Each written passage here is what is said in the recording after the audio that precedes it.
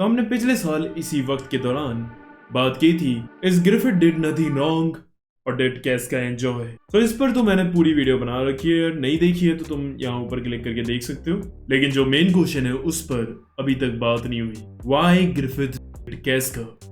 मतलब उस वक्त ग्रिफिथ को सब कुछ मिल गया था। He became God hand, super strength, power और पूरी एक डीमंस की आर्मी। एंड अब वो इजीली अपना सपना अचीव कर सकता था। बट उसके बावजूद जब वो पहली बार फैंटम बना तो उसने कुछ खुशी वगैरह नहीं बनाई, बल्कि सबसे पहले आकर उसने कैस्का का किया। अब बहुत लोग बोलेंगे कि ये सिंपल है, वो गट्स को हर्ट करना चाहता था। पता है मुझे भी ऐसा ही लगता था, बट जब मैंने रिसर्च की तब मुझे पता चला कितना डीप साइकोलॉजिकल आंसर है इसके पीछे। मुझे भी पहले यही लग रहा था कि केंटारो मेओरो गट्स को ब्रूटली हर्ट करना चाहते थे और कुछ ब्रूटल दिखाने के लिए उन्होंने कैस्का के साथ ये सब कराया ताकि एज अ ऑडियंस हमें भी वो चीज काफी ब्रूटल लगे, क्योंकि तुम्हें पता ही है कि is a very sensitive topic and इससे तुम एग्री करोगे कि इज वर्स देन डेथ। लेकिन सिर्फ यही रीजन नहीं था। मैं कसम से बता रहा हूँ, आज जो मैं इस वीडियो में बताऊंगा उसके बाद तुम सब कुछ समझ जाओगे और तुम हिल जाओगे जब तुम्हें पता चलेगा जो ये सीन है ये सिर्फ एक सीन नहीं है, बल्कि ये काफी पहले से ही बिल्ड करी गई चीज जो आगे जाकर इंटरकनेक्ट भी होती है। Every single thing is happened for a reason. और इसी सीन में बर्जर्क अपनी पीक साइकोलॉजी को हिट भी करता है। अब ये टॉपिक इसलिए भी इतना इंपॉर्टेंट है बिकॉज इसी चीज के बाद हमारे तीनों मेजर कैरेक्टर्स की जर्नी अलग अलग डायरेक्शन में बढ़ जाती है एंड बर्जर्क की पूरी स्टोरी भी इसी एक इंसिडेंट से बदल जाती है। तो चलो यार, ज्यादा तुम्हें सस्पेंस में ना डालते हुए वीडियो को स्टार्ट करते। साथी तो देखो यार, ये इंटरकनेक्शन समझने के लिए हमें थोड़ा सा शुरू से शुरू करना पड़ेगा। मुझे पता है तुम्हें सब कुछ पता है इसके बारे में, बट अभी हमें एक दूसरी साइड से देखनी है सारी चीजें। सो स्टार्ट करते हैं ग्रिफिथ से, क्योंकि कांड तो उसने ही किया था। सो जैसा तुम्हें पता ही है कि ग्रिफिथ इज स्पेशल। और ये बात पता है उसे कैसे पता चली? क्योंकि जब भी उसने कोई वॉर जीता या कुछ भी कारनामे में वो सक्सेसफुल हुआ तो उसे अचीवमेंट मिली, लोगों की तारीफ और प्यार मिला। तुम खुद सोचो, अगर तुम्हारे इर्द गिर्द के लोग तुम्हारी बहुत ज्यादा तारीफ करेंगे एंड कहेंगे you are special, you are better than anyone, so तुम्हें भी तो फील होगा कि यस यार, I am special, I can do anything. और ऐसे ही ग्रिफिथ को भी लोगों से पता चला कि ही इज स्पेशल, जो वो कर सकता है वो कोई और नहीं कर सकता। और ऐसे ही ग्रिफिथ फिर अपने आप को अपने बाकी साथियों से थोड़ा ऊपर रखने लगा। तो जब आगे बैटल्स हुई तो उसमें इसके कई सारे बंदे मारे भी गए, जिसका इसे काफी ज्यादा बुरा भी लग रहा था। बट धीमे धीमे इसने अपने आप को समझाना चालू कर दिया कि यार ये सब तो होगा ही बैटल में, और जो मेरा सपना है उसे अचीव करने के बीच में ये सब तो होना ही है। और वैसे भी मैं स्पेशल हूँ तो मेरा सपना पूरा होना जरूरी है। और ये लोग जो थे ये शायद इस जिंदगी में इसी मकसद से आए थे, ये मेरे सपने के लिए सेक्रीफाइस हो जाए। अब ग्रिफिथ को ये भी पता था कि वो मैनिपुलेशन में भी बहुत तगड़ा है। I mean, उसने खुद को मैनिपुलेट कर लिया यार। ऊपर देखा ना जो मैंने लाइन समझाई, उसने अपने आप को समझाने की कोशिश करी, एक्चुअली में वो मैनिपुलेशन ही था। वो खुद को ही मैनिपुलेट कर रहा था कि एवरीथिंग इज गुड यार, यही सब सही है। और इसी मैनिपुलेशन को वो अपने बैंड ऑफ हॉक्स पर भी यूज करता है, और इसीलिए उसके सारे के सारे बंदे इतने लॉयल थे कि वो उसके लिए सेक्रीफाइस भी हो जाते थे। तो देख के तुम समझे कि ग्रिफिथ का जो सपना था ना, उसने पहले से ही उसके लिए एक प्लान बना लिया था कि वो उसे कैसे कैसे अचीव करेगा। पहले उसने कुछ लोग लिए, उनसे बातचीत करके उन्हें मैनिपुलेट करा, उन्हें सपना दिखाया कि हम ये सब जीतेंगे। और हाँ, मैं बता दूं ये कोई झूठा सपना नहीं था, वो उन्हें सच बता रहा था कि हाँ वो एक दिन उन्हें कैसल तक ले जाएगा। अब बस ऐसे ही ये धीमे धीमे कुछ लोगों को जोड़ता है, उन्हें मैनिपुलेट करता है, उन्हें अपना लॉयल बनाता है, फिर धीमे धीमे करके ये अपनी गैंग बनाता है। अब धीमे धीमे ये छोटी मोटी वॉर्स में लड़ना चालू करते हैं, वहां से ये एक्सपीरियंस लेते हैं, उन्हें जीतते हैं। और ऐसे धीमे धीमे करके ये अपनी क्वांटिटी बढ़ा रहा था और बड़ी बड़ी बैटल्स तक लड़ रहा था। और ऐसे करते करते ये फिर राजा की आर्मी तक ज्वाइन हो जाता है एंड उनकी सारी बैटल जीत कर ये नॉबल भी बन जाते हैं, हमने देखा ही है। सो यस, ये झूठा वादा तो नहीं कर रहा था किसी से, बट इन सारे लोगों को रियलाइजेशन ही नहीं था कि ग्रिफिथ के लिए ये सब के सब बस एक टूल थे। यहाँ तक कि ग्रिफिथ को भी मेरे हिसाब से ये रियलाइजेशन नहीं हुआ था, और वो इसीलिए था क्योंकि वो अपने ड्रीम से इतना ज्यादा ऑब्सेस्ड था कि उसे ये पता ही नहीं चल रहा कि वो इन सारे लोगों को एक टूल की तरह यूज कर रहा है बस अपने सपने तक पहुंचने के लिए। अब उसे कोई दिक्कत नहीं हो रही थी, सब कुछ उसके प्लान के हिसाब से चल रहा था। एंड देन फिर एक दिन एंट्री होती है उसकी जिंदगी में गट्स की। अब ग्रिफिथ समझ जाता है कि ये जो टूल है ना, यही इसकी मदद कर सकता है इसके सपने तक पहुंचने में। एंड याद होगा जब वो गट्स को हराता है तो वो कहता भी है, now you are mine. In the obsession you can see in his eyes it's not love. And क्योंकि गट्स उसका सबसे प्रीसियस टूल था, इसलिए कई बार ग्रिफिथ ने अपनी जान जोखिम में भी डाली है उसे बचाने के लिए। मैं फिर से कहना चाहूंगा, इट्स नॉट अ लव और ब्रदरहुड जिसकी वजह से वो उसे बचा रहा था। वो इसलिए उसे बचा रहा था क्योंकि वो उसका सबसे कीमती हथियार था। उसके बिना वो अपने ड्रीम तक कभी नहीं पहुंच पाता।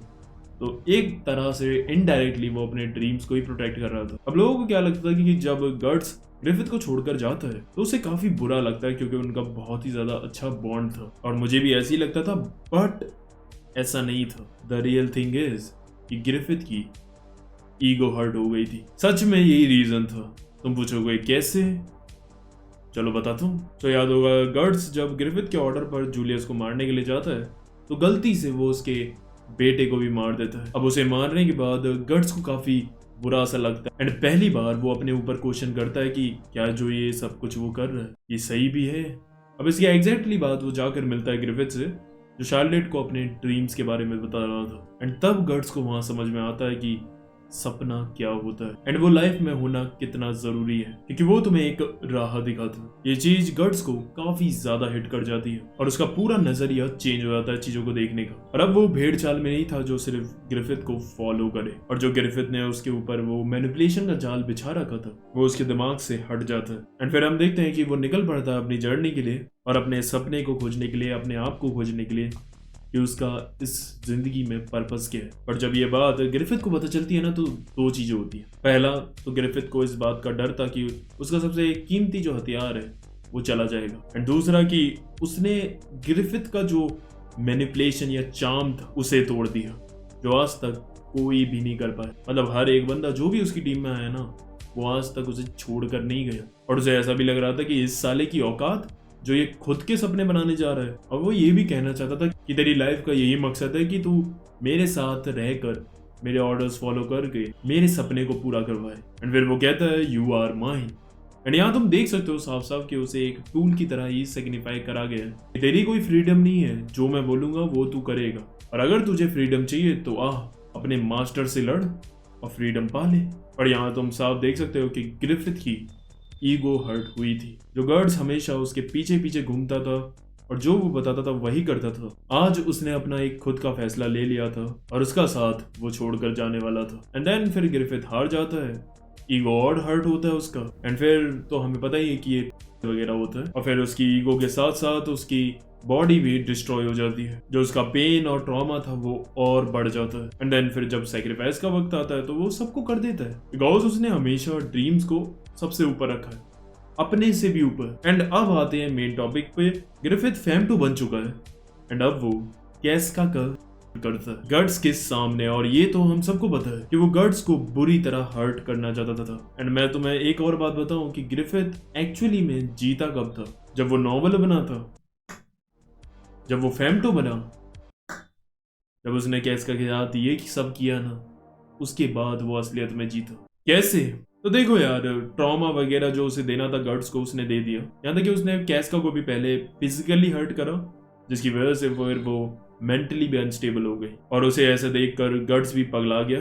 But the main thing what Griffith wants कि वो सिर्फ गट्स को तड़पाना नहीं चाहता था, बल्कि जिस वजह से वो उसे छोड़ कर गया था ना गट्स, अपने खुद के सपने बनाने के लिए, वो उन सपनों को भी तोड़ना चाहता था। वो चाहता था कि गट्स वैसा ही बन जाए जैसे पहले था, उसका फॉलोवर।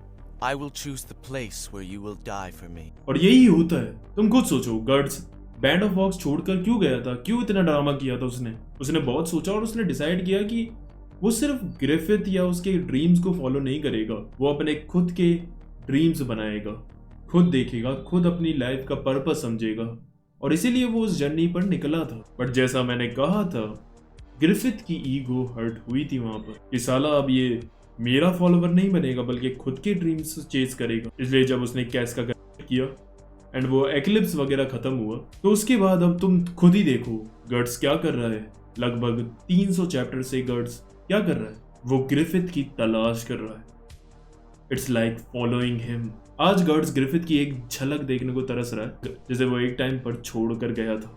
सो यस, यही था ग्रिफिथ का बदला। यही चीज करने के बाद उसे असली सेटिस्फैक्शन मिली। पर तुम कहोगे यार, ये तो वो कैस्का का बिना करे भी तो कर सकता था, क्योंकि बैंड ऑफ हॉक्स के सारे मेंबर्स को तो उसने मार ही दिया था, तो उसका रिवेंज तो गट्स लेता ही और उसके पीछे आता। बिल्कुल सही कह रहे हो तुम, बट उसे गट्स को और ज्यादा तड़पाना भी तो था। एंड जब वो कैस्का को अपने सामने रोज देखेगा तो उसे याद आएगा ना कि उसने उसके साथ क्या किया था, जैसे वो रोज और गुस्से से जलेगा एंड अपने रिवेंज को कभी नहीं भूलेगा, और ना ही ग्रिफिथ को। एंड दूसरा, तुम खुद ही सोचो, जब भी हम एक्लिप्स को याद करते हैं तो सबसे पहली चीज हमारे दिमाग में कैस्का का आता है, एंड उसके बाद आता है कि बैंड ऑफ हॉक्स के सारे मेंबर्स मरे थे। तो जैसा मैंने कहा था, is worse than death, that's why वो चीज हमेशा हमें सबसे पहली बार याद आती है। और कैस्का को ऐसी हालत में देखकर as a viewer, as a reader, हमें भी एक्लिप्स की याद आती है, और हम भी कभी भूल नहीं पाए एक्लिप्स को, क्योंकि हमें सामने कैस्का दिखती है और हमें याद आता है कि इसके साथ क्या क्या हुआ था। सो यस, ये बहुत ही क्लेवर तरीके से लिखा गया है। सोचो यार, एज अ रीडर हम ही नहीं भूल पा रहे तो गट्स कैसे भूलेगा। और ट्रॉमा की बात चल रही है तो तुम्हें याद ही होगा, ग्रिफिथ ने गट्स और कैस्का के अनबॉर्न चाइल्ड को करप्ट भी कर दिया था। तो यस यार, तड़पाया तो बहुत है यार उसने गट्स को। तो अब तुम देख सकते हो कि जो भी कैस्का के साथ हुआ वो भी ग्रिफिथ का ही पूरा प्लान था। गट्स को ट्रॉमा वगैरह तो दिया, बट अब उसकी जिंदगी का सिर्फ एक ही गोल है, ग्रिफिथ। और यही तो चाहता था ग्रिफिथ, मतलब समझ रहे हो ना, Griffith is still on winning side. Guts कितने भी अपोस्टलिस को मार रहा हो या अभी तक उसने जितना भी किया है वो असलियत में ग्रिफिथ ही करा रहा है उससे, और गट्स वही कर रहा है जो ग्रिफिथ चाहता है। और हमें लगता था कि वो सिर्फ गट्स को चोट पहुंचाना चाहता था, बट ये साले ने तो उसकी आगे की फ्यूचर तक की जिंदगी खत्म करके रखी हुई है। What a mastermind. सो देखा कैसे सारी चीजें इंटरकनेक्ट हुई। और हाँ, लास्ट में एक पॉइंट कहना चाहूंगा कि ग्रिफिथ ने जो कैस्का किया उसकी वजह से आगे की जितनी भी स्टोरी है इसी एक घटना की वजह से चल रही है। The whole berserk story is depend on this incident. अगर ये चीज नहीं होती ना तो बर्ज़र्क की स्टोरी कुछ और ही होती। बाकी अब तुम बताना तुम्हें क्या लगता है इसके रिगार्डिंग, एंड तुम्हारी क्या थ्योरीज है। बाकी कमेंट करके बताना कि अगली वीडियो किस टॉपिक पे बनाऊं। और ये वीडियो तो खत्म हुई, लेकिन ऐसी और थ्योरीज वाली वीडियोस देखने के लिए तुम ये दोनों चेकआउट कर सकते हो, काफी मजेदार है। आज के लिए बस करते हैं, आरिगातो।